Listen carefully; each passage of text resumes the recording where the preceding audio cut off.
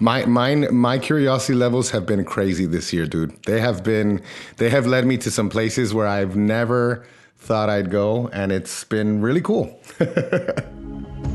Welcome to the Ketogeek podcast. Let's do this. Health, nutrition, fitness, low-carb lifestyle. Hello, everybody. Welcome back to the Ketogeek podcast. My name is Fahad, and I will be the host of this show today. Guys and gals, you are amazing human beings. Our podcast is flying, thanks to all of you people, and so is our product. Guys and gals, Ketogeek is live and ready to go. We have a great show lined up next. I would say it is filled with wisdom and some craziness. Danny has been a great friend of ours at Ketogeek. I have some very high respect for that guy. So you guys will have a good time today. But before we get into the show, let me tell you guys who we are. We are Ketogeek, and we're technically a food business that makes amazing food products. One of the products that we make is our Ketogeek ghee. And if anybody doesn't know what ghee is, it's basically clarified butter that is heat treated. Basically, your butter is heat treated, and then it is filtered through a micron filter and then further refined to create this golden, beautiful, aromatic ghee that you can use in so many different kinds of dishes, all the way from, you can use it for sautéing, you can use it for these ethnic and oriental dishes. In fact, you can literally substitute ghee in every recipe that requires butter with slight modifications. I would say because the butter fat is a little bit higher and the moisture content is lower in ghee, so you'll have to add even less. And anybody who's tried ghee, they usually never go back to butter if they can help it, because ghee just tastes amazing. It's just so floral and aromatic and tasty. So what are you waiting for? Well, I guess you guys are waiting for me to continue with this show. So what we do with this ghee further is turn it into this tiny little cup, this beautiful little product that you guys have heard of called energy pods. Energy pods is something that we make at Ketogeek as well. These are tiny, delicious cups of goodness that people love, and we created them so that you can love and we can consume them ourselves. Initially, all we wanted to do was go on a low-carb and a keto diet and eat chocolate every single day. So we created energy pods for ourselves. We decided to share it with other people, and they loved it. So it just started into a food business. Besides that, we started our podcast. We wanted to make this world a better place, provide education, sponsored events, pushed for science. And even the previous podcast, everything that we do over here is sponsored by energy pods. So these tiny little cups are sugar-free. They're like these pudding cups, about 2 ounces. They're shelf-stable. They're made from quality fats like I mentioned ghee. They also contain MCT oil, cocoa fat, almonds, which also have their fats in there as well. There's some whey protein in there, which we have actually bumped up a little bit. So a lot of people who bought our latest version of the energy pods would notice that they are a little bit different in the texture, and the feedback that we've gotten to this date is that they actually like it. Stuff has improved substantially, and we're going to continue improving the texture and the energy pod over time. One of the best things I like about the energy pods is that they're so compact and so easy. So they fit so snugly and easily into any cup holder in your car, in your sofa, wherever you're at. So that's one cool thing I like about them. And so a friend of mine, what he does is he'll put his coffee on the left cup holder and put an energy pod on the right cup holder. So he's just basically dual wielding while he's driving to work or he's just out of town. So that's really cool. Another way you can use them, well, simply, the most simplest way you can use them is by just popping open the lid, and it comes with a tiny, fully compostable spoon, which is pretty sanitized if you were going to ask me. and then you can just dip in and eat it like a pudding. Some people add it to their protein shakes and just froth it up, mix it up, and then drink it away. That's another way to do it. You can also use it as a base for any sort of topping that you want to add on top of it. Think of it like a pie crust. You can just flatten it out and add some toppings on top of it. We actually have some recipes on that as well on our website at Ketogeek.com. My easiest and laziest and simplest way is to just pour some sugar-free or very dark chocolate on top of the energy pods and just eat it like semi-solid cookie dough. Try it. It's really good. It's delicious and really good for you at the same time. Another thing you can do with it is simply freeze it up, and it turns into an ice cream texture, which is also pretty nice. Some people like to heat it up and turn it into some sort of a dip for anything sweet.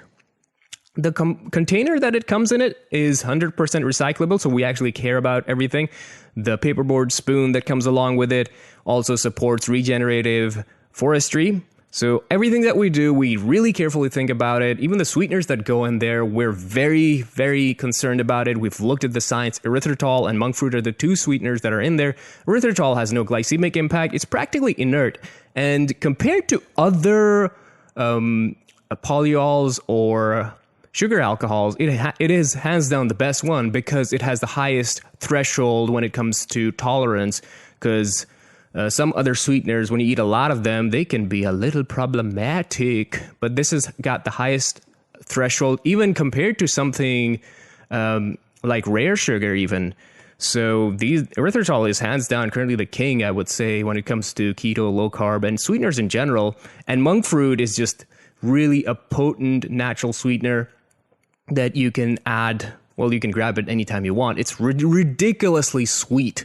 So we balance it out by adding a little bit of erythritol, giving it a little bit more volume, and overall a combination of monk fruit and erythritol tastes amazing. It's really good. Go try the energy pods. So where can you buy them? Well, you can go to Amazon.com, but we recommend go to Ketogeek.com because then you can buy it from our website directly. We ship it ourselves, and we send you a thank you note. And anybody who's gotten those thank you notes, they know what to expect. We give them a beautiful, sentimental compliment, or we engage with them. So it's really cool. And then we use 2-day shipping. So if you order today, more than likely it will be shipped tomorrow, assuming that it's still in stock. Sometimes we do run out of stock because of the demand. So if it's in stock, you can order it right now. It'll ship out tomorrow if it's a business day. And then it'll arrive within 2 days in most places in the United States. If you're in like Bay Area or in California, I think it takes only 1 day to arrive because you guys are technically local to Ketogeek. And since we make it ourselves, we ship it ourselves. So you guys are the chosen ones. But that does not mean anybody else will be missing out. The tops shipping is about 3 days when it comes to our shipping time. And while you're at it, if you already have purchased our energy pods, go leave us a review for our product, whether it's on Amazon or on our website. And while you're at it, leave a review for our podcast. Just go on a review spree. Leave us reviews everywhere and help us create better foods. Guys, we need your support, and we can't do this without you. All this hard work that we put in there, all the education, all the research, all the work that we do, it is fully supported by our product. So every time you buy our stuff, it really helps us a lot. We even have some merchandise on our website too. I know some people have bought some shirts there and as well.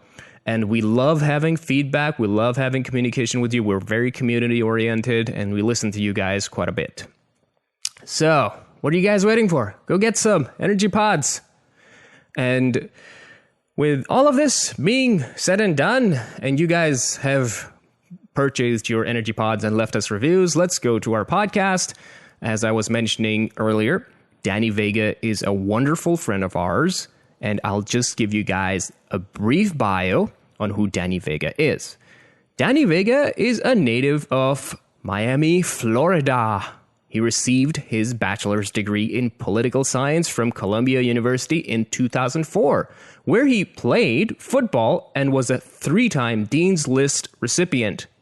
Danny earned his Master's of Science in Human Performance from the University of Florida, where he worked with the national championship men's basketball team along with the tennis and golf programs. He then went on to become the strength and conditioning coordinator for VCU basketball, helping the Rams to 2007 conference champions and making it to the second round of the NCAA tournament. As a raw power lifter, by the way, Danny's freaking strong, man. I swear he could take Mount Everest, smash into Mount Fuji, and turn it into like a Rocky Road ice cream.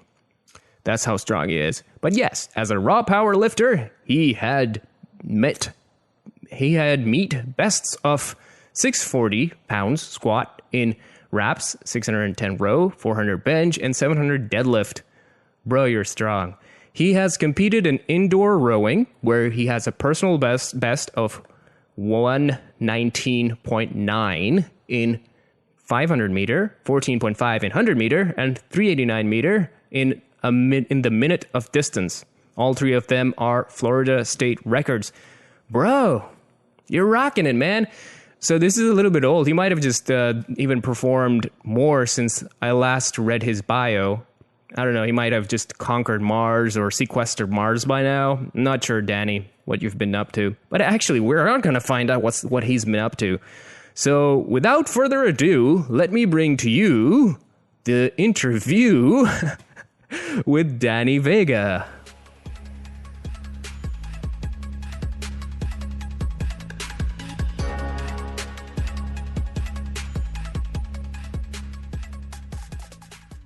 Yeah, I want to know the same thing. I've been really well, man. This year has been, it started off on a good note because we went camping in January, and it was like one of those trips that just kind of set the year off. It was mid-January, and I was bathing in the Atlantic Ocean, and I was just like, this is a great way to start the year.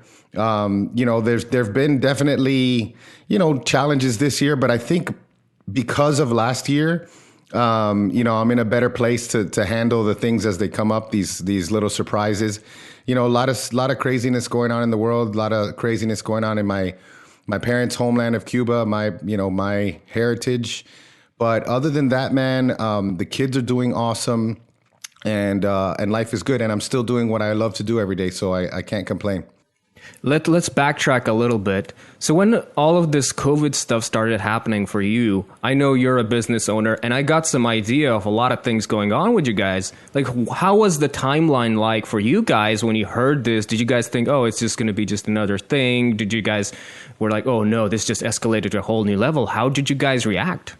Man, I'm so happy you asked that, because I actually mention this a lot. Like, I was standing in the kitchen and with Maura, and someone said 2 weeks to flatten the curve. And Maura and I were like, no, don't do it. Even back then. And then, interestingly, like when the lockdown, I just love that term, right? Lockdown and curfew, like they have that in prisons. I thought those were like prison terms, but when those things started, they called it a quarantine at first. It was actually really cool because in the afternoons we would take walks and the neighborhood was buzzing, man. Like, my neighborhood is really cool. Lots of young professionals. And you were having conversations with people that were way more than just like, hey, how you doing? How's it going? How are the kids? It was like real conversations with people that you may have exchanged 10 words with before. And somewhere in the first month, that all went to hell. And then it got turned into everything. The masks, the Republican versus Democrat, it still doesn't kind of make sense to me. And it de-escalated. I, got into the melee, the internet melee, like, because I at first it was like, okay, I'm going to post stuff about things that we can do as people who provide an alternative point of view when it comes to like health. So I remember the first argument I got into was about like vitamin C. I'm like, am I really getting into an argument right now online about vitamin C? And I'm like, wow, this is really happening. And then it was like people who were in our community. Well, I don't want to say our community, like, because the keto community and all that, but like, in the health community, who were, the typical people that are just focused on anything that goes through peer review, just only focused on that. And then it's funny because there was a little bit of vindication later on when I was, mentioning vitamin D and vitamin K and vitamin C. And it was like 4 or 5 months later is when things became okay. And it's like you introduce these ideas and you're vilified. And then, somehow someone else introduces them and then it becomes okay. So it was a lot of arguing, man. And it was just, the business suffered like crazy. Like I remember in May, I lost $3,500 a month, boom, just like that. Like my top 2 consulting relationships that I had with these 2 companies that were keeping me on retainer.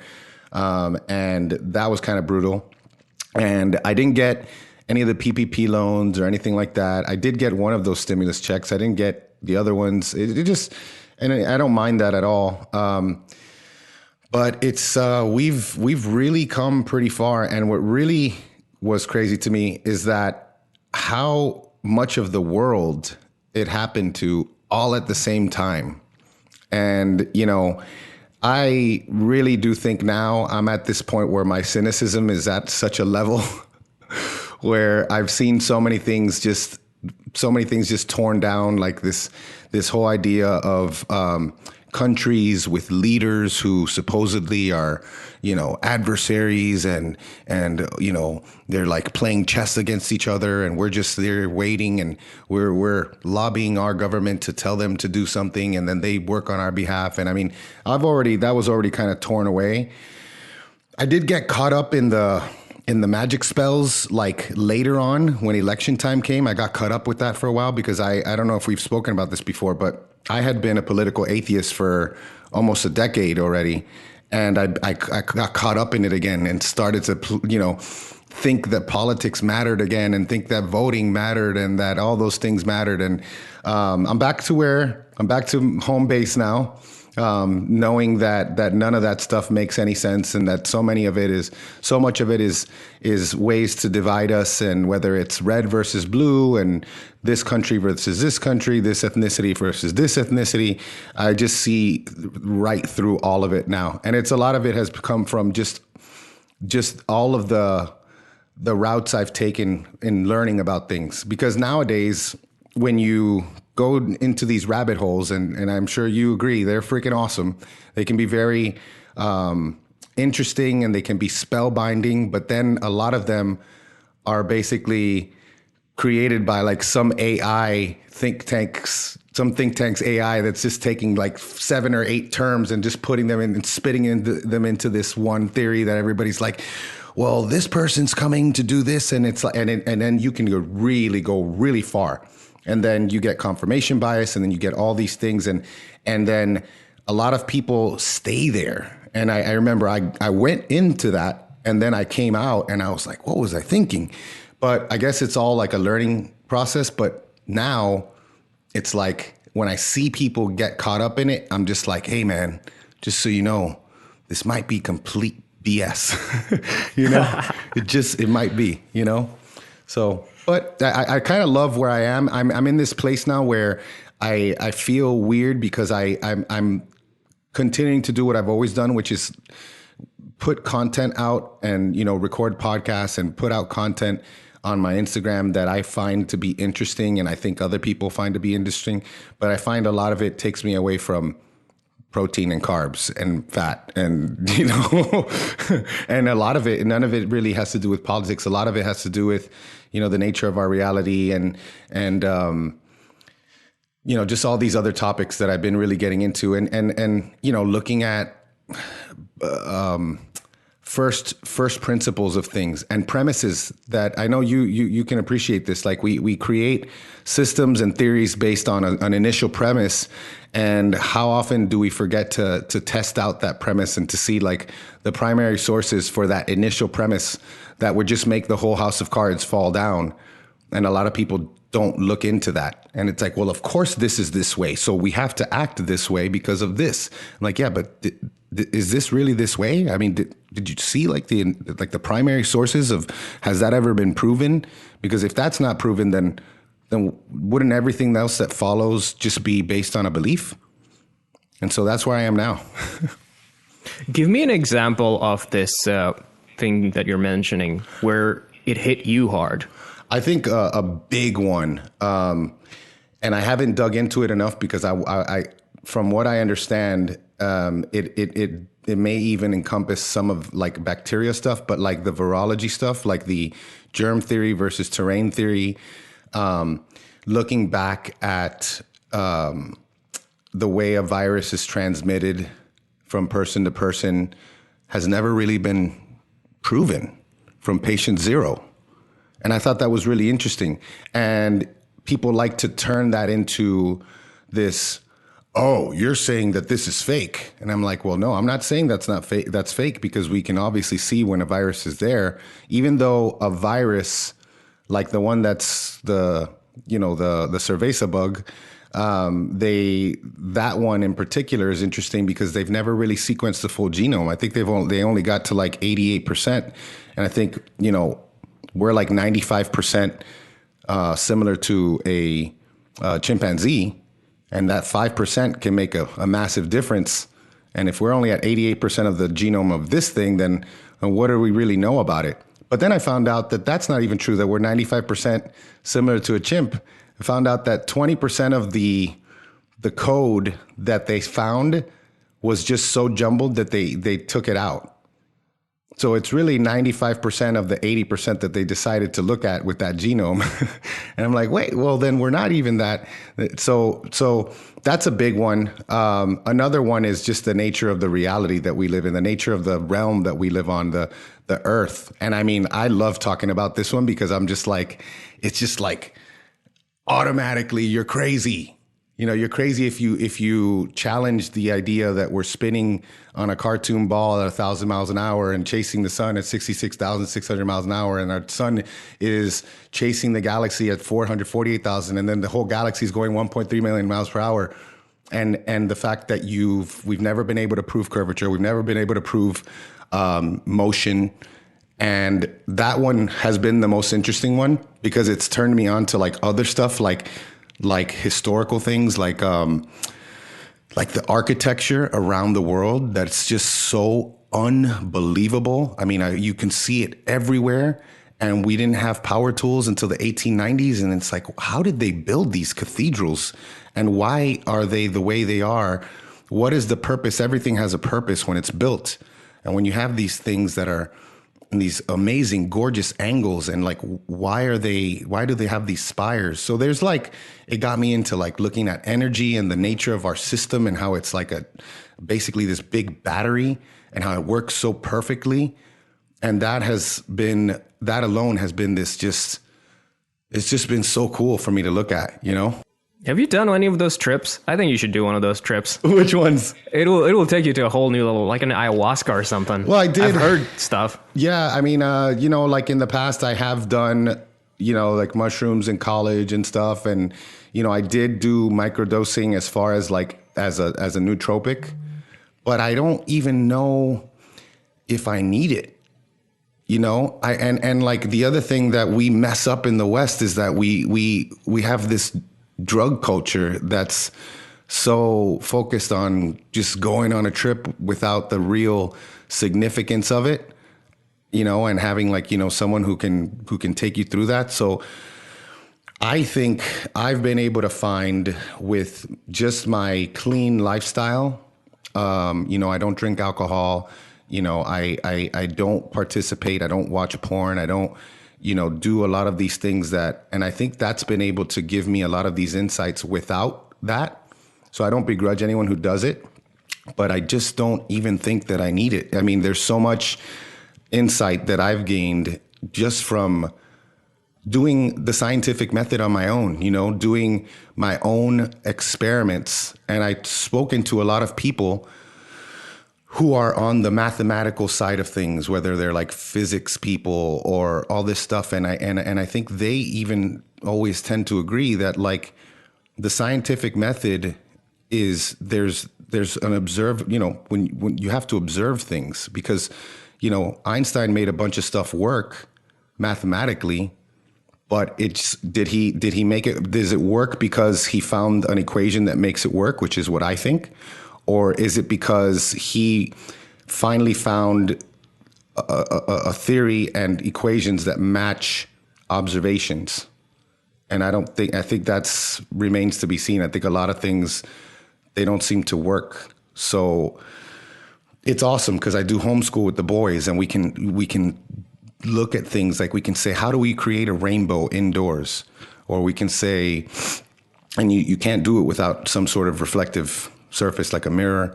And we've done like little things like looking at density and density gradients and buoyancy and things like that. And it's just been really, really cool. So for a scientific minded person, it's definitely really cool to kind of just do science, and I think science nowadays, it's terrible. It's in our nutrition, quote unquote science. It's in pretty much every level of science that you can see is this really belief-based system that doesn't get to knowing. It gets to like, well, we handled that. We took care of that. And it's like, okay, well, if you believe that, then you should be able to tell me about it, right?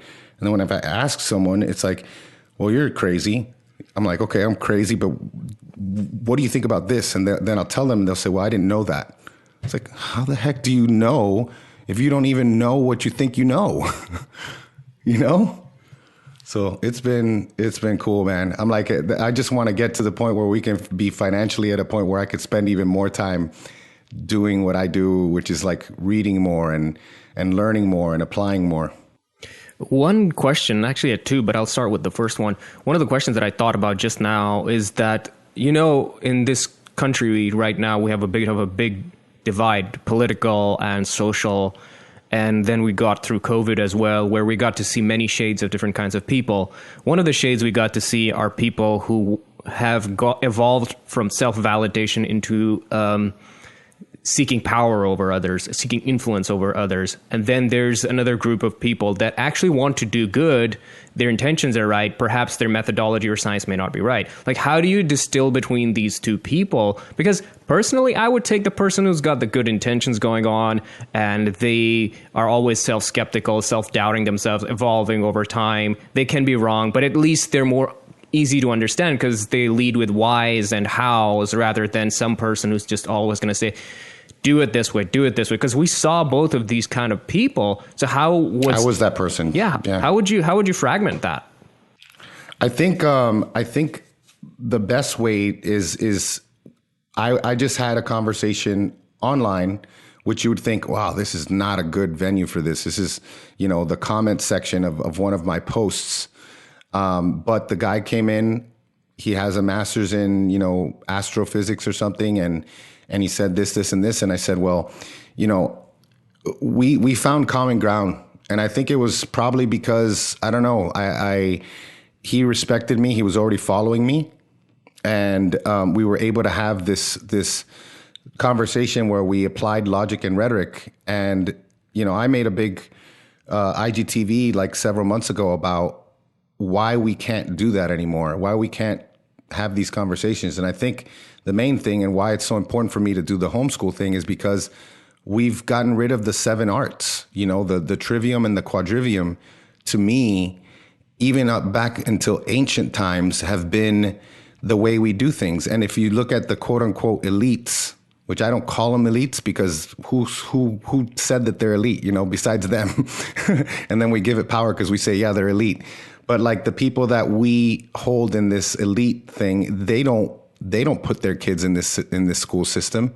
Their kids are still doing this classical education where they're taking like the grammar, which is the knowledge, which is what most people do. Most people are just stuck in grammar, which is just knowledge. And they're doing it in a way where they're being indoctrinated, where they're having ideas put into their head and they're spitting out. And they feel great about it because the best regurgitator becomes the professor, and on we go, right? And but then when you have logic and rhetoric, you have really good people who have flawless logic, and then they start with their predefined terms, and like if we can't agree on these terms, then you can use perfect logic to just defend something that's based on a faulty premise. But like, regardless of who you are, being able to have a conversation and be respectful, I think that's the most important part. So I can say this to the guy that I said, look, you know, he was talking about exoplanets and all this stuff. And I said, listen, I don't subscribe to the idea that, you know, we have these floating space marbles or floating space gas balls in a vacuum. But I think we can both agree that when we look up, especially when we look up with our own optics, which our optics have grown to a point where, like, the Nikon P900 is amazing, has 83 times zoom, and you can look at these stars and these wandering stars, and you can see that they're not balls, they're these pulsating orbs, and they're all different colors, and they're gorgeous, you know, and they're not what we see in these cartoon CGI images, you know, like Mars is not what they describe it as, space is not, and then I said, hey, you should check out this video. I shared one of my friend's observations, and you can see, like, it almost looks like these stars they're, number one, they look like they're in a different medium. They look like they're in either a plasma or a liquid. Like if you were to see a shiny object in the water, it's got like that twinkle, and, you know, and he looked and he's like, wow, that's amazing. I'm like, yeah, isn't it amazing? And so I think good intentions and respect is going to always get you further, especially if, like you said, you know, I tend to be that guy who finds something and says, hey, you got to try this Brazilian steakhouse. It's the best Brazilian steakhouse, and there's no good one. There's no other good one. And I could tell you I've been to 1,000,000, and I know that's like my tendency, but it's because I'm passionate. And like you said, I think people understand, at least from my point of view, that I want to show you this because I think that this is important. And that always becomes the question after the why, which is like, why would this be the way it is? Why?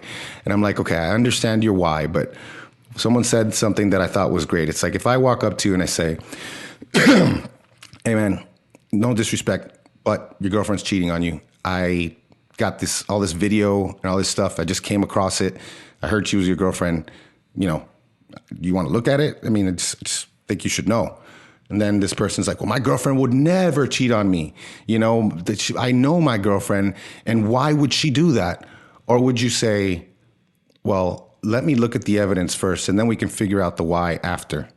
And then after we get past the why, the other question always becomes, well, what does it matter? What does it matter? And to me, I think it does matter, because action, you know, comes after perception. And if you have a flawed perception, your actions are flawed. And if you don't know where you're from, what your true worth is, and how could you really honestly know where you're going? And then if you are consistently given information that is causing you to second guess all of your senses, and it's going against every one of your senses, and it's from such a young age, then I feel like wouldn't you be easier to control? Because you're like, you know what, that sounds insane. I don't get it, so I'm just going to go ahead and trust the authorities. And that's what I see a lot, because when I see something like Polaris, well, we're told that Polaris is 433 light years away. That's 2 trillion miles. And then we're told that, well, we don't really see Polaris now. We're seeing Polaris thousands of years ago. And it goes against all the laws of attenuation. It goes against the square, the square, what is it called? The square law of light, or this? Yeah, I think it's like the inverse square law of light. For every when you cut the distance in half between something, it's 4 times brighter, you know? And if I say, I'm looking at the sun right now, I see it in the sky, and it looks about arm's length, the size of a coin. And if I bring that out to 24 times further, I'm at about 3 to 6 light minutes. And then I'm supposed to think that I'm looking at something that's 433 light years away. The numbers get so insane that you're just like, well, they just must know, and they must know better. And then what's on TV? You know, when's the new Drake album coming out? It's like, forget about this. What's on TikTok? You know? So to me, it's important. To me, it's important to be able to like make sense of things. And I don't know. I can't make everybody else care about stuff like I do, but I'm just like, guys, the world is really, really cool. And guess what? You don't even need the fantasies that they give us for it to be cool. It's actually, in my opinion, cooler than it is even in the fantasies that they give us. I have to agree. I'm a big fan of writing your own narrative sort of lifestyle, where you take your own journey and inspire others to take their own journeys as well. One of the things that I wanted to talk to you about was that you and Maura have your kids homeschooled. Is it like 100%? 100%, but it's such a misnomer because like the word homeschool implies that we're at home. And for example, today I had the house to myself. Let me tell you, man, it was freaking awesome. Because, we've been in this whole brave new world that we've been living in. The kids are in the house a lot, less activities for them to go to. But we've had camps at a place called Urban Cottage where our boys go. And starting in August, they're going to both be going 12 hours a week. So we're going from like 4 hours a week for each of them to 12 hours a week. So they're getting more into a schedule where it's about 3 hours, 4 days a week. And now they're going to be under her care for longer. But it's a house. You take your shoes off. There's never more than 5 children in the building. And like Dean, my youngest, had nature math this morning. And then Desmond and Dean both had calligraphy at 12. And then Desmond had math camp in the afternoon.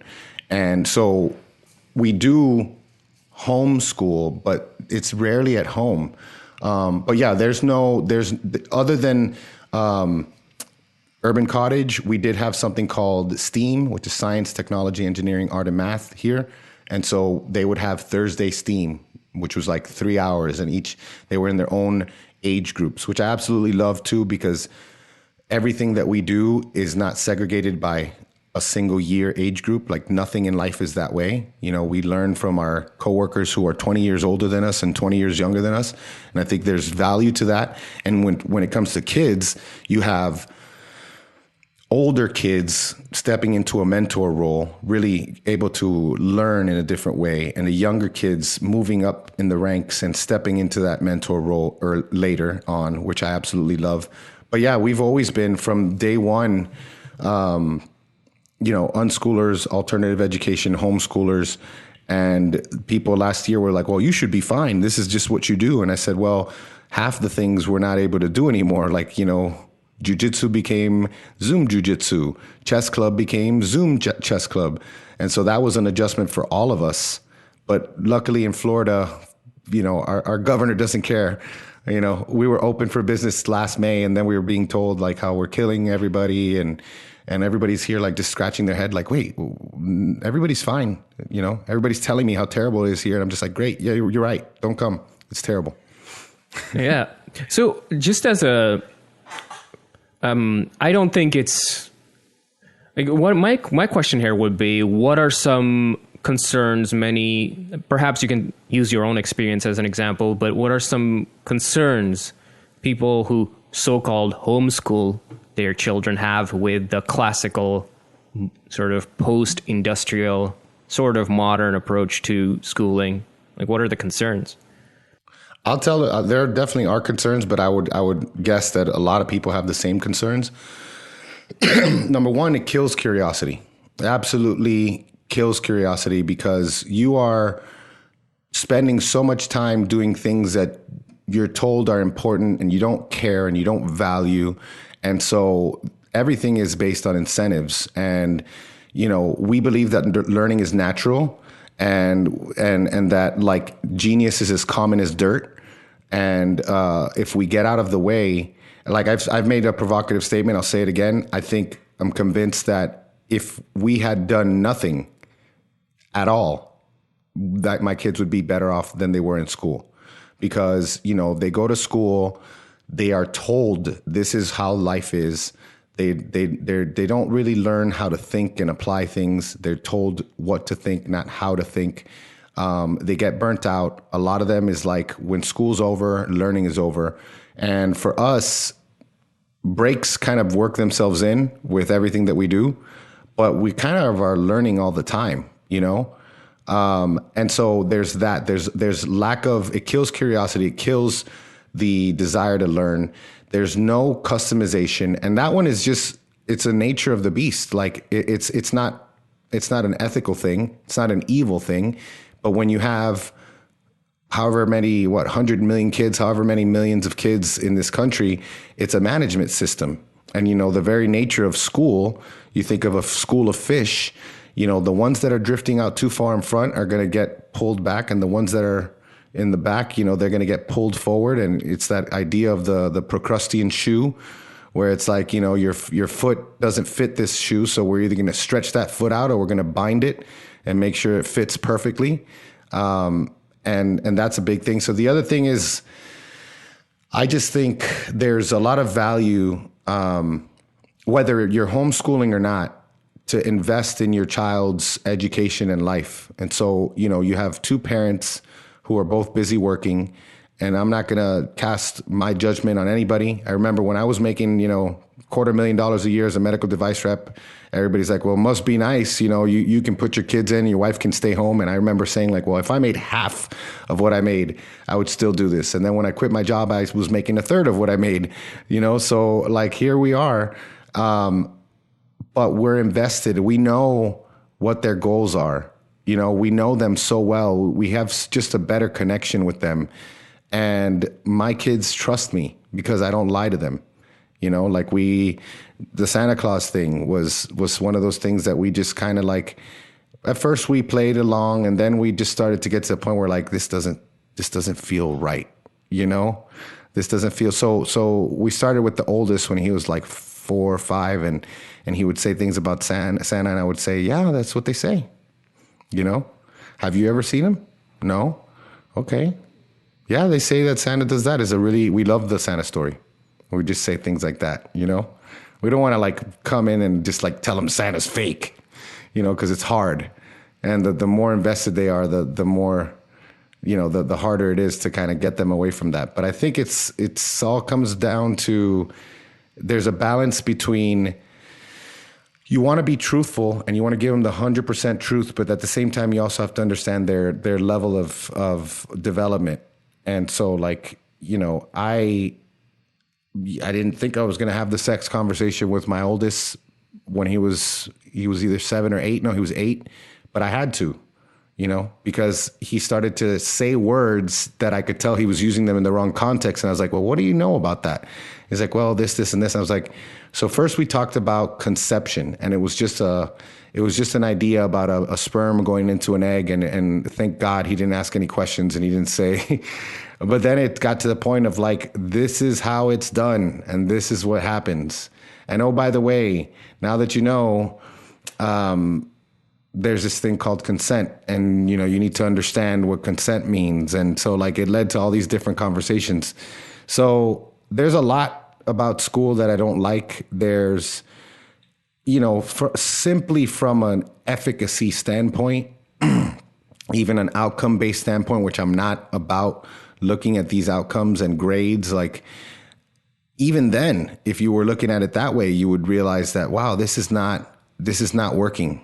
You know, we're not doing well. And what type of people is it producing? And to me, it produces a very neurotic, you know, type A personality that finds it easier to get on anti-anxiety pills and finds it easier to find things to help them cope as adults with this harsh world where there's scarcity. And like, scarcity is even a concept that I, before, as a diehard capitalist, was like, well, this scarcity, we start at 0, but is it really? Like, I now am very convinced that we're never going to run out of the so-called dinosaur juice. You know, oil wells dry up, they come back. Water is abundant. Plants will grow. You put a seed somewhere, plants grow.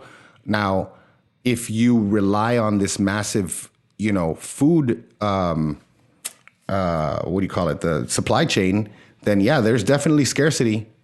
But then when you realize that there isn't scarcity as far as like you can grow your own food, I think it's a cooler world, you know? And you become immune to the BS. You become immune to the fear-based tactics that are used all the time to keep us docile and you know, dependent on this created system.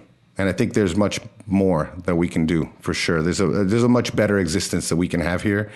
And it would be nice to have some support and some more people around me that believe the same way. But at the same time, it's really cool to run into people that have the same mindset. I'm finding I'm running into more and more people that way. Maybe I'm just being pulled into them because they're just like, hey, you're weird, I'm weird. What's up? Let's be friends.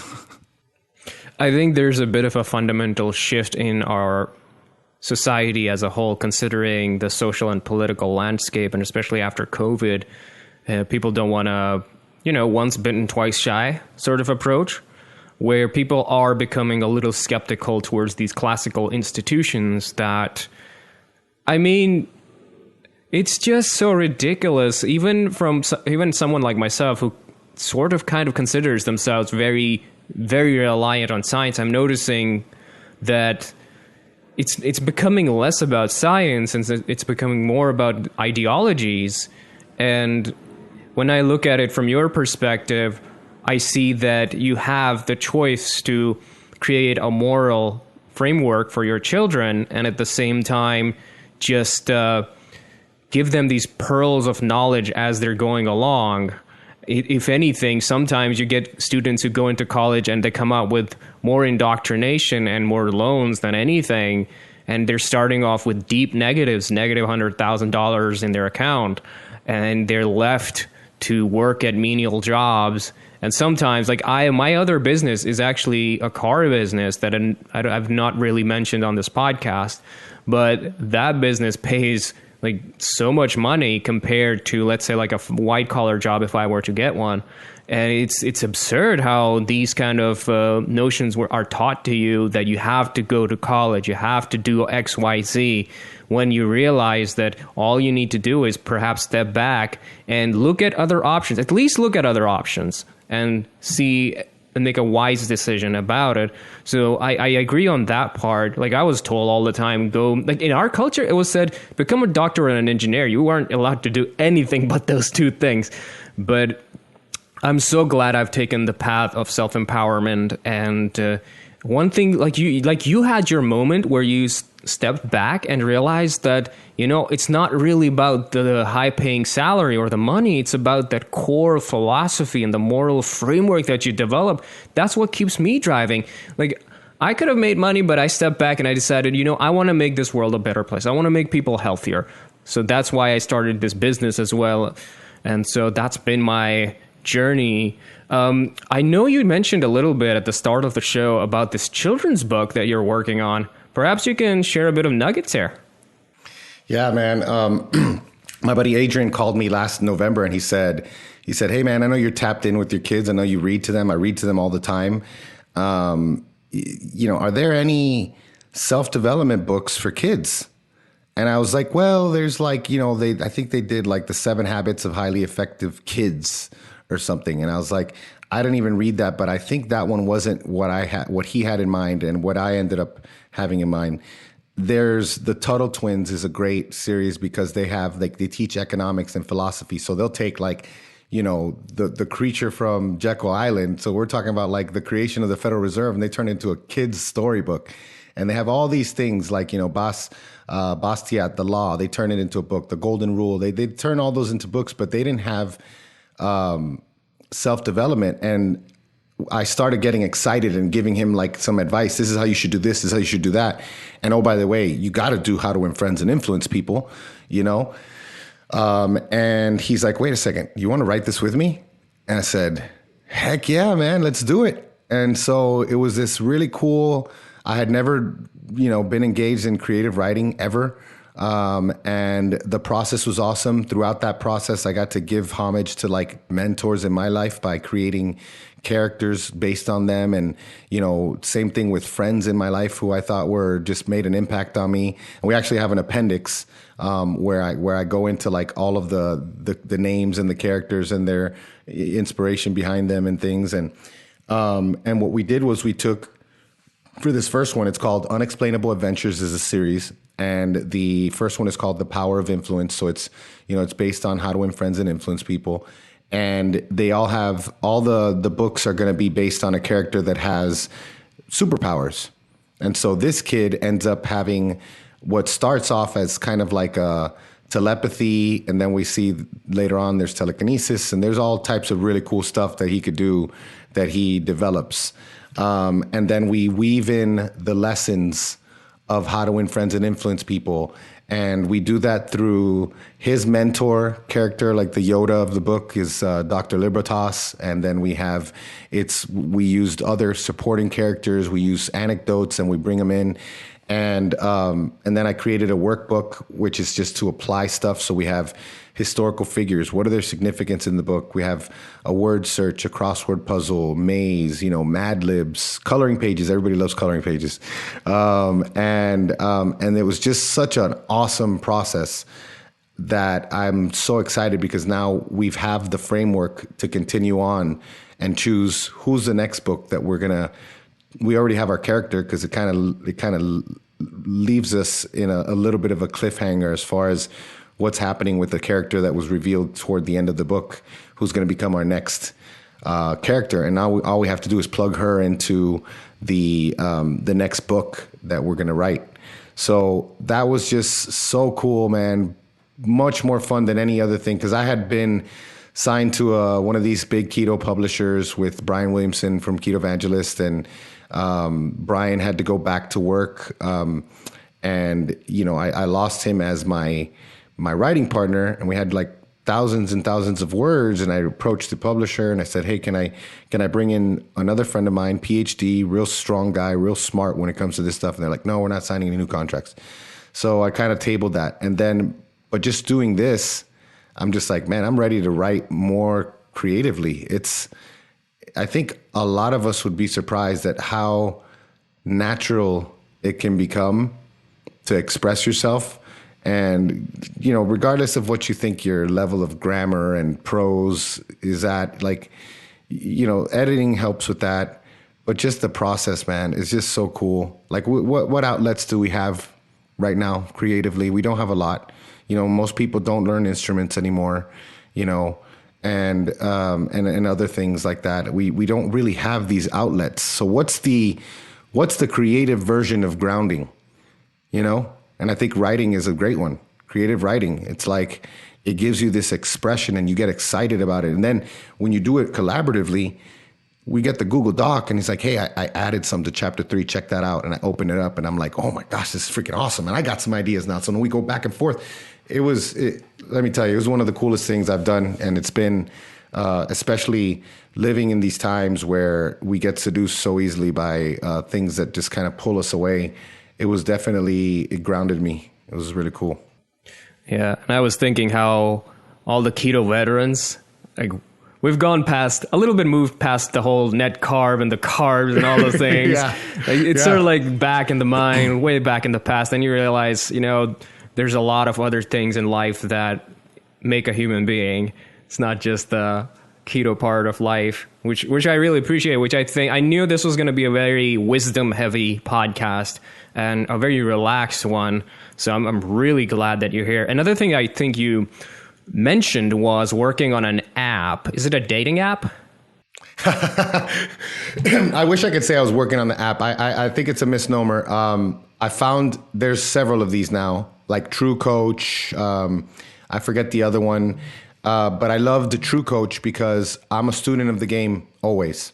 And, how many times have I had people sign up and become my clients who are coaches? And a lot of them just want to see how I run things, And it's like, please, open book, because we all are going to apply this in a different way. And when Fahad tells someone something, someone's going to resonate. It's going to resonate with them better than when I tell them, because we all have individual preferences and things like that. So just because you think that someone's doing exactly what you're doing, you need to realize that you're you, and you have your own way, and people are going to relate to you. And so this True Coach app is, I subscribe to this. You heard of this knees over toes guy? No, I haven't. What's it about? This guy he's just smashed every single excuse that I've given myself about why I'm not as mobile as I want to be. It's like, oh, I played football. I played on AstroTurf. It was hard on my joints. I have torn ACL. I had knee reconstruction. And he's like, yeah, I had 9 years of like knee injuries and stuff. And he's like, his knee flexion is ridiculous. Like he can bring his knees forward and like do like, like a sissy squat and come back up. And he can do all these things. And that opened my mind, and I started working with my local friend, Zach, who he's actually the one I'm collaborating with the app. And we've created, it's based, like, I think this is going to be the name of it. And it's not exactly a program. I guess it's a program, but it's not like your typical program where it's like you open up the program, this is what you eat, this is what you do. It's more of an all-encompassing program that has a year-long progression from a movement standpoint of, we kind of look at it in a way that my buddy Drew Beamer, like he used this analogy, and I loved it so much. He talks about how you got this massive tree, and you got all the tools, and no matter what, you're gonna have to pull out the chainsaw first. And then when you cut with the chainsaw, you're going to take the axe. And then when you cut with the axe, you get to, and that's like, from the meals standpoint, like the nutrition is like, okay, I'm going to get rid of processed sugars and, grains, let's just say, or I'm going to get rid of, this. I got that squared away, getting some good progress. Few months down the road, I'm going to say, well, I'm going to lower my carbs, or I'm going to increase and that's how we're approaching everything, because it's meals, muscles, and mindset. And should be mindset, meals, and muscles probably, but meals, muscles, and mindset. And but you can't get to that part that we want to get to without promising them that they're going to have a six-pack for the summer. So you need to win their hearts and reel them in so that you can get to the part where they're going to get the most value from.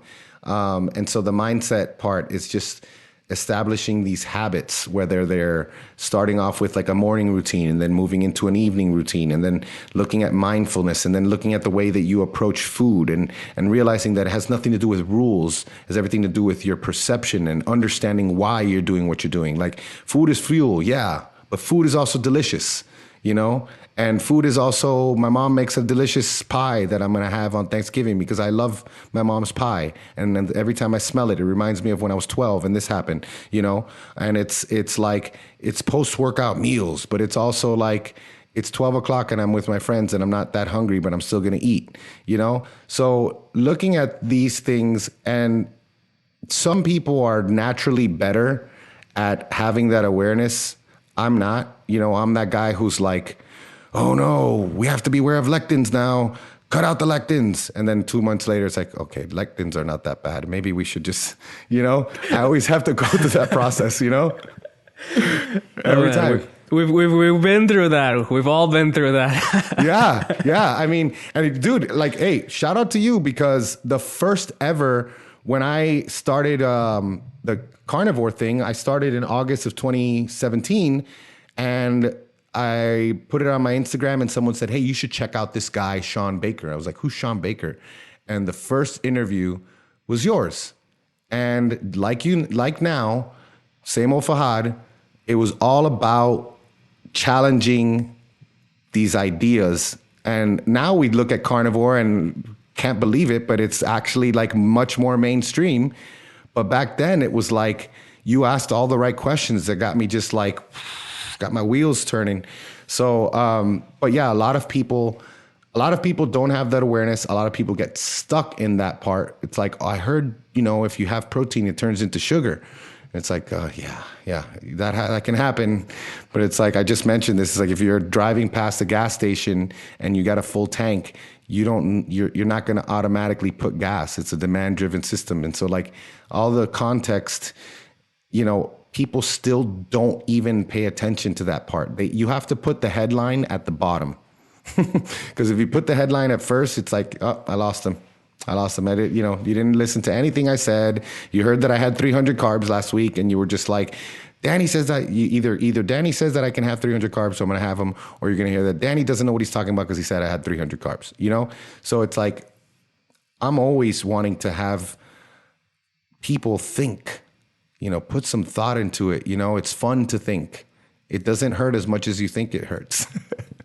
Man, my mental break in nutrition happened when once was Sean Baker. The other time we did an interview with a guy who was just eating nothing but fruits. I don't know if you got to hear about it. Yeah. You had a few different crazy things that you talked to different people, the fruitarian, and yeah. And I'm 2 years ago, I think it was like 2-3 years ago, I reached out to this one other woman. She's on Instagram as well. She went on an all cake diet as well. So my mechanism, like my brain's so messed up. I'm always asking, how does that work? How does that work? How does that work? And what I tell most people, at least based on my humble observation and perception and my humble philosophy, is that I tell people, take the gold nuggets out and create your own jigsaw puzzle here. And then inspire others to take a little bit of chances and stepping outside of the comfort zone. But the last thing you want to do, at least this is my opinion, is to be afraid of your food. Try not to get to that point. Yeah. Because fear is very easy to get under, and it can be contagious, as we just found out. Yeah. So, but it is the opening of the Pandora's box, looking into what's going on in there. It's about taking that little bit of a dose of courage and hunting for knowledge. That, I think, is where it's at. Everybody got an experience this time around. So yeah, you got anything else to add over here? Well, I just wanted to say, when was the last time you kind of went over your whole philosophy of how you live your life? Because I freaking enjoyed it when you said it on our podcast. I've always just evolved, man. I've found that I love science, but science has to have a purpose attached to it as well. You need to have a moral and philosophical framework, because I think of science as a tool rather than an end-all, be-all. Some people just are so hooked onto that science, especially in our communities, to the depth of everything. But then you got to step back a little bit and realize, you got to live a realistic life. You have to say, no, yes, no, yes. You got to be a little selective about it. Some people call it cherry picking. I don't call it cherry picking. I call it, say, just picking your own life and making it happen. That's how I live life. And once you get to that point where you don't need self-validation from every single aspect, or somebody, or just being so cynical about yourself, or letting others be so cynical about you, I think that's when you realize that you've become an empowered leader of yourself, and you have the power to inspire other people to do the very same as well. Because like you said, our system right now, our social system, is so much focused on building insecurities and fears and unrealistic expectations. I'm sick of it. Like when I go to Instagram, I want to see the human part of people. Maybe I'm just a rare person, but I love it when I see the imperfections within humanity, because that's what makes humanity such a beautiful experience. And that's what gives us a meaning, a purpose to become better and better. When I look at Danny Vega, when I look at somebody else like Keto Savage, when I look at all these people, I see them on their journey, they're inspiring people. I'm happy for them. And like you said, when you get to a point where you've accomplished so much in life, you want to give back a little bit too, or perhaps a lot. Yeah. Because just like fear can be contagious, I think that inspiring others and helping them become better, sharing your wisdom, that is also can be contagious, and you can perhaps a little bit harder. It's an uphill battle, but I think that's a much better journey and a tougher journey while at it. But that's how I live life, man. It's always in a flux. My philosophy right now, if it is right now where it is, it's going to continue evolving. It's always going to keep changing. You know how you saw that Dunning-Kruger effect, that chart where you're just so confident? If people go back and listen to the first podcast of Ketogeek, they'd be like, what a jerk, what a twat. And then they realize like the humility just keeps popping in. And every time you come across people like Sean Baker or the Fruitarian, you're like, what happened? What was I thinking? What was I thinking, man? And then you slowly and surely start going to the point where you're a little bit more confident, but now you're a little bit more pragmatic and cautious. So that's where I stand. What about you, man? How's your journey? Like you're one of the true veterans of the keto, low carb, and even the health community. How has your journey been from the start of all of this insanity to where you are right now? You've become a monk now, it seems. You know what, man? I've just like, I verbalized it for the first time like a few days ago. And I was like, man, people need to listen to this because this is really good because it's going to help them. The first step is the hardest step, especially if it's challenging a premise that's really, really dug in. So maybe start with something that's not so crazy that you think maybe something more simple that you could do with or without. But just being able to say, I don't know. And then you lower the guard, you lower just all the obstacles to learning. And then, like Epictetus says, it's impossible to teach a man what he thinks he already knows. When you start to do that, it may happen that first or second time where you realize, man, I had this wrong. And then you do it again. And then you're like, man, I really had that one wrong too. And once you've done it like 4 or 5 times, you're like, okay, everything is off the table right now. Everything is challenged. I can challenge everything. And I find that the more you do this, the more you realize how full of crap you could be sometimes, and how full of crap what you think you knew it. It's like, man, I really love that movie. Oh, you did? What was your favorite part? Well, I haven't seen it yet. I just think the preview was awesome. It's like, well, but you didn't watch the movie. How do you know? And I think that's one of those things that people should really get more comfortable with. Like, if your first reaction to anything that we say in this podcast is you're stupid, maybe examine that. Because why are you so triggered by that? And now I'm at the point where I'm like, I don't need to convince anyone of anything. I don't. I'm gonna use the tools that I have. I'm gonna use science. And I think science is this interesting conundrum between I love science and I love the scientific method, but I'm also nowhere near just someone who's just a materialist. Because I know that we need to quantify things and we need to observe things. But then at the same time, I take things into account, like the ether. The ether is there. It has to be there because everything has a charge and everything has energy. And so I'm not saying that I understand it, but the fact that there's an ether tells me that there's things that I can't quite put my finger on. And that's really cool to me. And we're not going to know everything. As much as we want to, there's going to always be things that we don't know. And so it's been interesting lately because it's like, I think the best approach now is like when I see something, I say something and someone says, you're so wrong. I'll just say, okay, if I'm wrong, answer me 3 questions about what I am saying.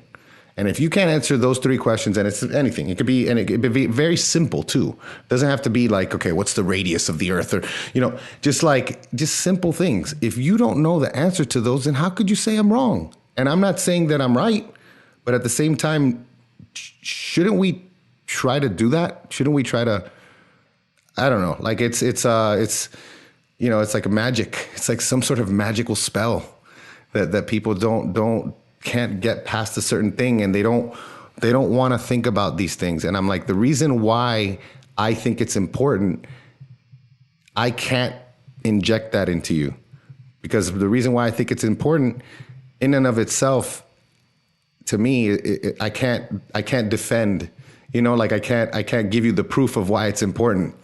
It's I think it's important because of how I feel now. Because of how I live my life, I think that's important. It makes me live my life in a better way. It makes me less prone to fear. And if there's anything that we need to get rid of right now, it's fear. You know, fear became a thing that where all of a sudden, you know, you couldn't hug your friend and you couldn't, you know, and, you know, epigenetics, I hug you, you got some stuff I don't got. The minute we hug and we interact, our epigenetics are like, bzz, bzz, bzz, you know? So it's like, you know, and we see in nature that the more diverse something is, the better it is, the more resilient it is, and the stronger it is. And so, man, Danny from college versus Danny now, you know, like where it was like, you know, I was a capitalist and then I was an anarcho-capitalist. And then I was like, now I'm just like, I don't care about that. You know, like I do like the freedom of being able to earn my money. But then at the same time, I don't need more than this. And that's the problem I really have with capitalism nowadays. And I'm not saying because I don't want anything to do with anything socialist at all. I'm Cuban. Remember, there's that too. But at the same time, this obsession with what's coming next quarter. How are we going to grow? How are we going to grow? How are we going to scale up? How is this going to continue? You know, and I've been able to see people who are more connected to nature. And I'm like, hey, man, I got this great idea. This is how we're going to scale up your business. And they're like, I'm never going to harvest more than this amount of animals. That's it. That's where I'm stuck. Yeah. Sorry. This really reminded me of two different things. One of them is that I met this one guy here in Napa, and one thing he said out clearly was that, oh, look, my friend, he's the owner of this big $1 billion company. And look at me, I'm just making wines and just doing like all these simpler, sort of like quote unquote simpler things, which is still pretty good. I mean, if you're a wine business owner, you're doing pretty well in life. But he just wanted more and more. And you could tell from the way that person was talking, it was all superficial. They were more interested in how we can make more money, how I can go on to the next luxury trip that I have, perhaps buy a yacht. I knew at that time that that's not the kind of entrepreneur. I mean, we'll be acquaintances, but you know that deep bond you form with people that you have at a very philosophical level, that wasn't going on over there. And then the second thing is that your whole narrative and exploration here reminded me of my own experience in Pakistan. And it's because at one point, if you would have asked me when I was in Pakistan or recently moved to the United States, what do you think about 9/11? I would have sided with, guess what? I would have sided with the other side, because at that time I didn't know what was going on. And I always bought into the thing that America is bad, America is evil. I was a convert, and it took me time. It doesn't happen overnight. Fear can easily evolve into prejudice. I've seen that happen. Oh my gosh, yeah. Yep. And it takes time for people to take their journeys. And a lot of the times when you try to push people into corners, they become even more aggressive and defensive about it. And so usually I've learned to let go and let people take their own journey from that point onward. But another thing, very important thing, is one thing that I want people to start doing is whenever, like you said, when you see something that is promoting fear or is just really catchy or is just so one-sided or polarized, ask, what does the other person think? What is the other side of the argument? Because if I hadn't looked at that point and asked, what does United States think about the other part of the world, then I would have been indoctrinated to forever hate United States and been stuck in the same dogmatic way of thinking. So that was one of my humbling experiences. Did you have anything else to add before I asked you a very interesting topic? Well, I thought it was so interesting that this acquaintance of yours, like, you know, it's crazy how their mindset created the life that they thought they had when they didn't have it. You know, so like their mindset, they were doing something that's so cool, and because of this idea of lack and not arriving and always on that road, and it's right over there, and then when I finally get there, and then it's like a little bit further, it actually, unfortunately, held them back from the true riches, which is like the relationship with you, because you just are kind of like, I don't really want to hang out with that. I'm not relating anymore. And so like, look at what he did. He created this life based on his perception that could have been so much better if he hadn't had that attitude. And I'm not saying, let me tell you, I still to this day have to fight against my self-limiting beliefs, and they're not just financial. They're all over, you know. But then I realized, man, this is creating the life that I'm afraid of ending up with because of this. So that's really all I wanted to add to that. All right. So there's one topic I'm just curious if you are open to talking about it. It's like your home country. What's happening? I mean, we don't have to talk about it, but I would like to. Yeah, anything's on the table, man. I'm all about, you know. You got to remember, I went to a school where the president of my school is a free speech lawyer, and he had Ahmadinejad come and speak from Iran. And everybody was so angry. And, you know, the guy's not a good guy. And obviously Iran's not a good country. And there's a lot of things there. But why would people get angry at letting someone speak? Like, you know, to me, it's so important to have freedom of speech. So I wanted to say that because I think anything should be on the table. And we should be conscious of the things that we don't want to talk about. Especially me nowadays, because I've just realized that I used to have this thing where I thought it was a superpower to be oblivious and to be aloof, until I realized that it either led to me blowing up or breaking down. And so now I'm ready to lean into those things and understand why I feel the way I feel about things instead of just not wanting to feel them. But with Cuba, you know, there's this collective trauma, genetic, whatever, experiential trauma among 3 to 4 different generations of Cuban and Cuban Americans and all over the world of a horrible existence, and an existence of, like, it gets to the point when, you know, when the scab has just dried and the scar's there, it's no longer stinging anymore. It's like dull, and it's like you just survive and you live this existence. And that's what the Cubans have been doing for the last 30 to 40 years. You know, as early as the 70s, things were going way downhill fast. And that's when all the Cubans started to find ways to get make something that floats and get to, you know, to the Keys, you know, and land on somewhere in the Keys so they can get to here. And when I was at Columbia, like when I got there, I didn't realize how Cuban I was until I was not around Cubans, and then I was like, "Wow, I'm Cuban," and I had the Cuban flag, and it was like you know, you see when you're different, you become prouder, and you lean more into like your upbringing and your ethnicity, and a lot of the time things that are out of your control completely, but you find pride in them, and. Looking back at what's happened in the last couple of years, it started with the San Isidro movement, which was all of these artists and musicians and people in the creative space that were starting to really depict what life is like. And they started to get snatched up, and they started to get jailed. And, you know, things got so bad. And in 2016, when the last president, you know, loosened things up and allowed more travel and all these things, I got so excited. And I know that's not a popular idea, because the last generation, my parents' generation, all about the embargo, anything having to do with any money going to Cuba, you know, they don't want to hear it. And I used to think, man, that's terrible, you know, because, you know, I really do think that capitalism and rock and roll were a big reason why, you know, the Soviet Union broke up. It wasn't because of the arms race, you know, it wasn't because, granted, that helped to bankrupt the country, and, you know, you starve people, and you're using all the resources that they're giving you, and you're trying to keep up with them. But at the end of the day, it's this whole thing where your intuition that tells you there has to be a better way is confirmed because you're seeing Bruce Springsteen or some crap like that, you know? And so the same thing started to happen in Cuba. When we went in 2018, I was excited to hear from people and say, hey, how have things gotten better now that things are open? And I was kind of sad to find out that they actually got worse.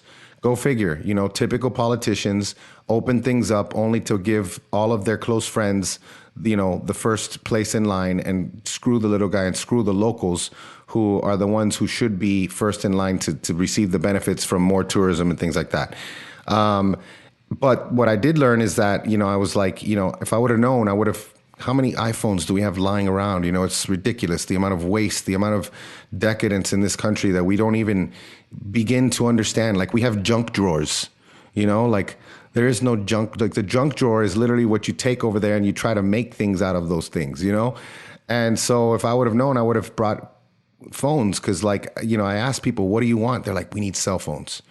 And so cell phones, VPNs, things started to move, you know, ideas moved quicker. And this final thing that's really only like a little bit over a week old, it's coming up on 2 weeks now, is just started in Havana, where everything starts, because that's where industry is, that's where any hope of anything is, and spread as far as Camagüey, where my mom is from, and Holguín, and all the way on the east side of the island. And, you know, it got really quickly, people were protesting and demonstrating peacefully, and really quickly they tightened down quick. Like they started taking people in the middle of the night. You know, as early as 2 weeks ago, we already had 100 people that were disappeared, and they started really getting bad, where they started to recruit, you know, people as young as 13 years old, pulling them out of the house and conscripting them to be part of the effort to quell the violence, and putting them in the middle of crowds with knives to cut people and to start melees and to start all the violence and the nonsense and the confusion that in an otherwise peaceful thing. You know, there's a saying in Cuba called patria o muerte, which means country or death. And the hashtag switched to patria y vida, which means love of country and life. And that, you want to piss off these Cuban government, you say that. And the SOS Cuba. And it's a beautiful thing. And this is why, like, it's so important to me, because in this country, we're going in the opposite direction. You know that I typed a comment this week that had the word liar in it, and Instagram asked me, are you sure you want to put that? Like it's something like some sort of, I'm warning you that this is not a good thing to do this, or something weird like that. And I switched it, and then it became okay. And then I just got I was on a podcast earlier today with my buddy Matt, and he's like, yeah, my wife, my buddy said, get your wife to follow me, get my wife to follow you. And for both of their accounts, it said, are you sure you want to follow this person? Like this could be one of those, you know how Facebook came out with the thing is like, hey, do you have extremist friends? We want to know, you know, if you see something, say something. And it's like all of these disclaimers and all of these ways that, you know, well, it's just your monetization. Yeah, but that's the only way I make money. You know, so then it's, oh, well, they're just throttling you down and replacing you with their approved narrative. I'm like, guys, this is happening. It's happening right now. It's all over the world. I think it's ridiculous for us to think that it's just a coincidence that every government that supposedly hates each other is all doing the same thing. And, you know, I'm not saying to demonstrate in the streets, but I'm saying say no. Just say no. And stand your ground, because if not, you will be like they are in Cuba, where imagine being a carpenter and the military police says, we need 100 sticks for you to make 100 sticks. And, you know, we're obviously not going to pay you. And they take those, and those are sticks that they're using to beat your friends and your brothers. And you contributed to that under duress. You know, and if you say no to them when they bring you into the army, you can be tried for treason and killed. And killing husbands in front of their wives with the kids watching, throwing their bodies in a van and making them clean the blood. I mean, I'm sorry, I'm getting morbid, but it's really, really bad, man. And like what I continue to hear over and over and over is, I didn't know it was this bad. Well, of course you didn't know it was bad. The New York Times is saying that there's a poison shortage, and that's why they're angry. It's like, guys, we're not angry because there's a lack of poison. I'm using the other word for antigen or virus, which is poison, just because, you know, you can't say the word, because it's not even what they say it is. They say it's a this, and they say it's a this, you know, the V word, just to get us all arguing about what the V word is and how the V word is bad. It's like, wait, it's not even a V word. Why are we talking about the V word? They're not angry because they don't have Wi-Fi. They're not angry because they don't have the V word. They're angry because of human decency. They can't express themselves. They don't have food. They don't have, forget about the V word. They don't have headache medicine. They don't have blood pressure medicine. They don't have anything. And it's gotten to a point where people are saying, look, They're going to kill us. We're going to die if we don't speak. They're going to kill us if we speak. We might as well speak and die having spoken.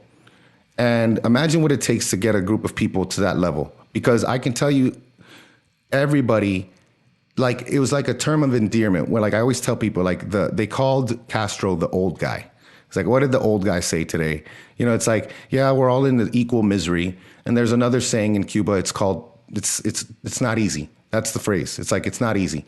Hey, what happened? Yeah, well, I only got 5 eggs this month. It's not easy. And that's like the consistent thing.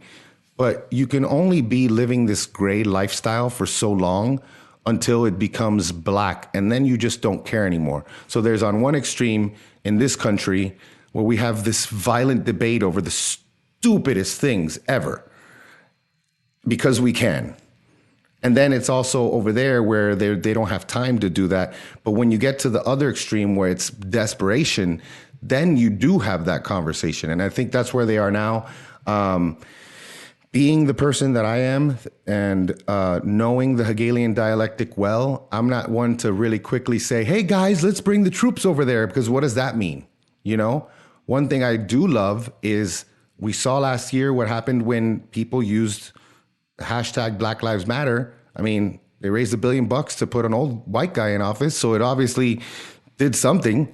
So I'm saying to people, if you want to be helpful, put hashtag SOS Cuba. Because if it's, you know, all of these people doing the market research and realize on a daily basis, crunching the numbers to see which voter block is going to keep them in power, because it's all they care about.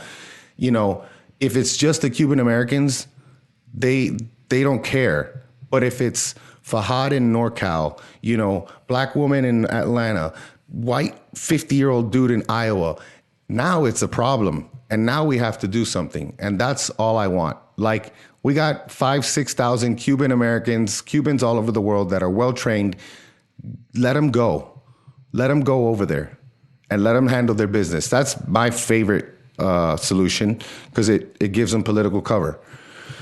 Other than that, like, you know, humanitarian efforts. But I just don't, you know, I don't know. It's really bad, man. It's really, really bad. And then now we have the same things, you know, we have things going on in Haiti, and South Africa is terrible too.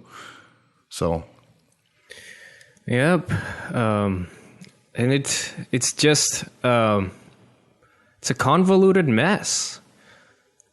So, but why did it get so bad, man? It's just, I know you touched a little bit on it, but why 50, 40, 30, 20, like all of this?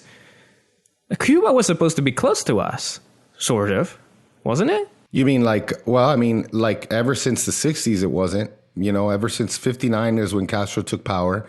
And they started the embargo like 1960 or something. And really, really, really early. And we've kept some form of that embargo for a really long time. And the biggest problem with the embargo is it's provided political cover because they call it the blockade. Nobody wants to talk about the fact that all of Europe and Canada has been trading with them. You think those people didn't take advantage of that amazing opportunity where the U.S. didn't have our grubby little hands somewhere? Like, they were all over that, you know? And so the problem is that it never reached the people. There are countries all over the world trying to give aid. They are not allowed. Why? We've always had a bad relationship there because, number one, the fake Cold War where we supposedly hated Russia and Russia hated us and nobody died. But, you know, all these other wars happened because of it. And then, you know, after that died down, it just still this thing where it's like us against the commies is, which, don't get me wrong, anything having to do with communism, I think is terrible. I mean, it's hundreds of millions of people. Pick your death. Starvation, torture, you know, every single way that you can think of, people have died because of this. And at the end of the day, any system not based on voluntary interaction is going to be bad. You know, it's never going to end well. You know, so like you notice, like we say socialist countries like in Europe, but when you look at these countries, a lot of these people, the Nordic countries, they're still within a capitalist system. They still have free trade. Their cultures are very friendly to that type of system. our culture is this weird culture. It's just this very interesting, weird, different culture, which makes us really cool and different. But then at the same time, it makes us like we don't like we love individualism, and I think that's cool. But at the same time, there's a dark side to that too, because automatically, if we talk about more egalitarian causes, automatically the word egalitarian scares people off. And so like Jocko Willink, I don't know if you've heard of him, but he's great because he's very dispassionate about this stuff. You'll never hear a political, very politicized, unless he's talking about like, he did a series with Jordan Peterson about like the Gulag Archipelago and about all these other things. But it's true. Like, we are taught here, well, if you think it's a good idea, even though, forget about how terrible unions have gotten, because teachers unions and car unions, a lot of them are just notoriously terrible and, like crime syndicates basically. But like the idea of collective bargaining and things like that, automatically you're a commie. Versus, like on the other side, if you think of, I can't think of a cause that the right likes, but like, and if you think of that, you're a fascist, and it's automatic pre-programmed response that is like, why is this way? We have people in different parties, for example, who relate to a group of people based on one topic. And so that automatically makes them buy into the rest of it, lock, stock, and barrel. And it's like, yeah, but aren't you for this? Yeah, but it's like you got to buy the whole package. It's like you love chocolate cake, but you got to take the anchovies too. And it's like, well, I don't like anchovies. Now I'm just babbling. But the thing with Cuba is just it's just these people have reached their limit, man. They just reached their limit, and I really do hope that peace can come to Cuba and that it can be in a way that allows them to stay in control of, or to regain control, because they haven't been in control of anything. I think a good question here would be, I guess $1 million question would be, how can one person or any person navigate through these waters where you have some headline that is about one person, and it's not even that big. Like, let's say a celebrity lost their dog, just using an example. That seems to be so captivating to us in human nature. But when we're talking about hundreds of people being killed or tortured in a different country, I know it's statistics. It becomes statistics, and it doesn't fly into society as fast. Why does a celebrity's bikini shot get more coverage compared to some other catastrophe that is happening? A bunch of women getting raped somewhere. Like, why does our programming within our minds? I understand the media is driven by attention and clicks. Whatever drives more traffic, they're going to send it your way. They may have personal ideologies. That's true. But as individuals who want to empower ourselves, I guess that's the $1 million question. It's like, why do we fall into this cog? Do you have anything to say over here, or are you coming out blank pretty much like I am? This one is very, for me, is the height of my cynicism. So this one is basically, there are think tanks and groups like, I don't know if you've ever heard of the Tavistock Institute in like London. No, I haven't. There's a really good book. I'll send you the PDF when we're done if you're interested. Really good book written about the Tavistock Institute and related institutes and think tanks like them, whose sole job is to shape our reality. And like we think, because when we think of deception, we think of like ABC, and we don't understand that this is like a very intricate equation that involves several moving parts, and that it's not just the news, it's the music, it's the movies. And it's like, I find the most truth in music and movies and culture, it's almost like it's one of two things, the way I see it. They either understand, it's probably both. They either understand the rules of karmic law and how they have to engage in the revelation of the method. They have to show us what's happening. So they'll put it in a Disney movie, or they'll put it in, this album, or they'll put it in this music video. Or they're mocking us. Like, look at what we're getting the ants to do now. Can you believe that they're fighting about this now? This is what we're getting them to do. What's next? Let's try. And these, I really do think that's what it is. It's like, looking at the way our quote unquote cultures have evolved over time through these things, whether it's media, social media, all these things. I really think that's a big part of it. Like, it's like we are programmed from such an early age to not look at things that on a human level, naturally we would look at. I think naturally we would be like, oh my gosh, that's crazy. But now it's like, yeah, did you hear? Yeah, it's terrible. Terrible. So terrible. And then it's like commercial break. And then it's like on to the next thing.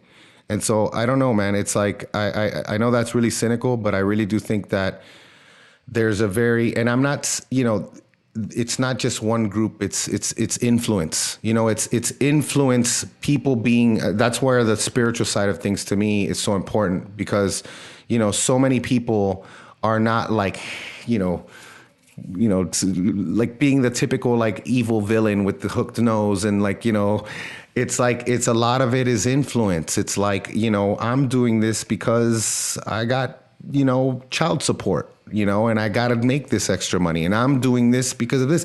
And it all adds up to this terrible thing, and a lot of it, in my opinion, is things that we can't see, but they're influencing things. I heard a really good thing the other day about this guy, Howdy McCoskey. I think you'll like his stuff. He's really cool. He talks about like, he goes a lot into like things about history and things, but he just did a really good breakdown of Westworld. I never watched the show, but I heard it was really cool. And I did watch a few episodes, and right away I thought it was really cool because you had three groups of people. You had, the hosts, which were like, the robot people. Then you had like the programmers, which were like the people who kind of tend to the robots and take care of them. And then you had, who am I missing? You had the guests, the guests were like the people who go in and they kind of take advantage of the hosts, and, it's like they pay for them. Do you ever watch that show? Westworld? Yeah. Nope.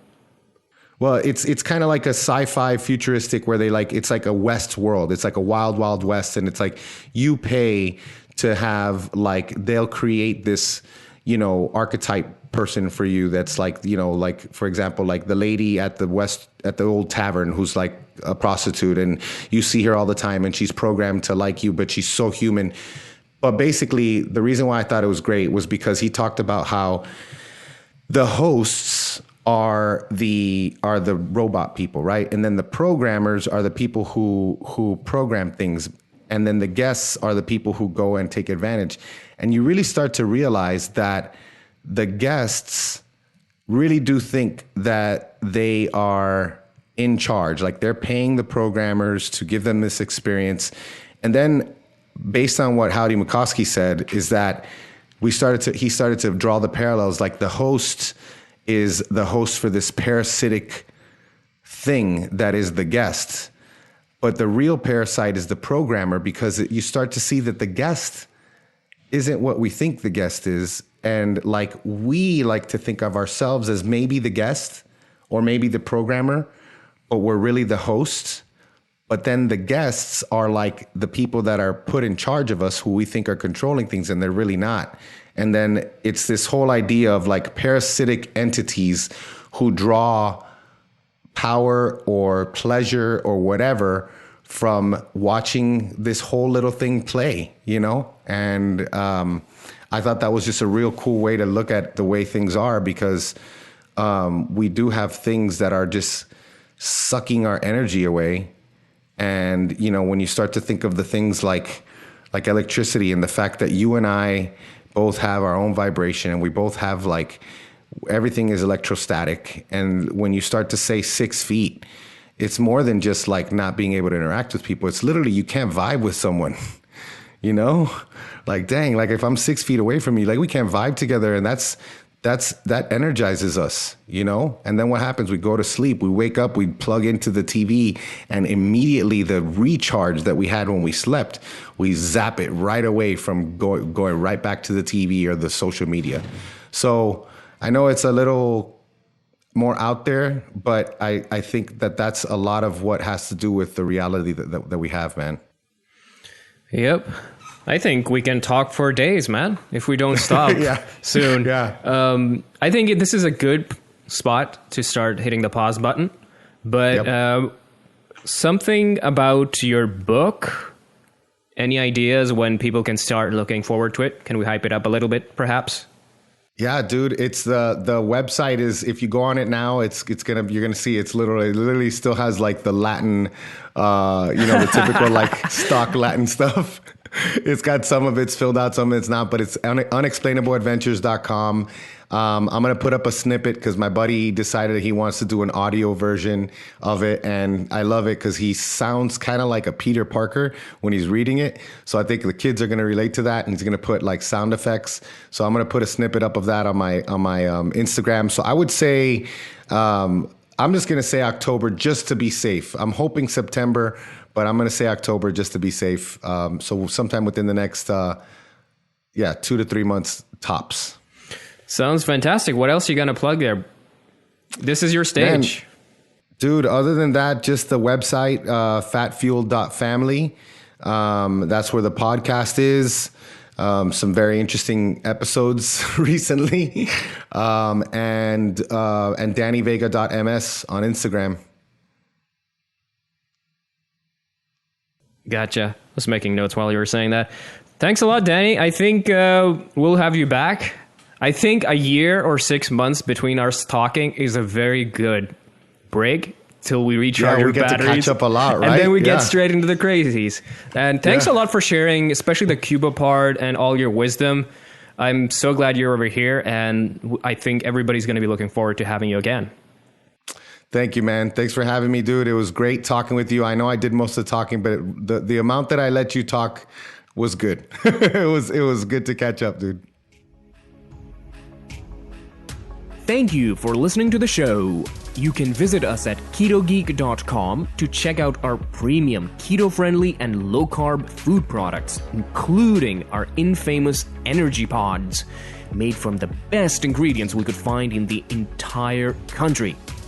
We also recommend signing up for our newsletter at ketogeek.com/signup, where you get exclusive discounts, rewards, product announcements, and the latest content we are working on. You also get a 10% discount on your entire order when you sign up. Go to ketogeek.com/signup to join the low-carb playground.